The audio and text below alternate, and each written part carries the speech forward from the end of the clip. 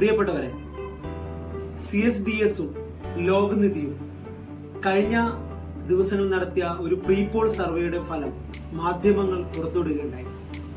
അതുപ്രകാരം സർവേയിൽ നടത്തിയവരിൽ 2 പേരും, അല്ലെങ്കിൽ നഗരപ്രദേശങ്ങളിൽ 65% ആളുകളും ഗ്രാമപ്രദേശങ്ങളിൽ 62% ആളുകളും പങ്കുവച്ച ഏറ്റവും പ്രധാന ആശങ്ക തൊഴിലില്ലായ്മയാണ്.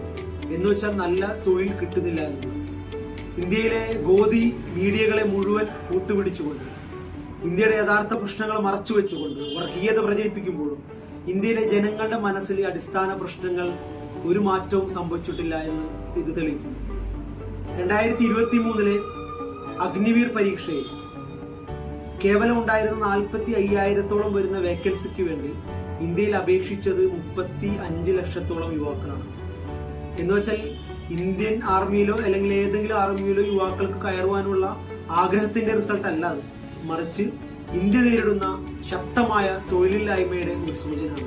ഇന്ത്യയുടെ അടിസ്ഥാന പ്രശ്നവും 65%-നടുത്ത് ആളുകൾ യുവാക്കളായ 35 വയസ്സുകാരായ ഇന്ത്യയുടെ അടിസ്ഥാന പ്രശ്നങ്ങളൊന്നും ഏറ്റവും പ്രധാന ഇന്ത്യയുടെ പ്രശ്നവും തൊഴിലില്ലായ്മ തന്നെയാണ്, അൺഎംപ്ലോയ്മെന്റ്.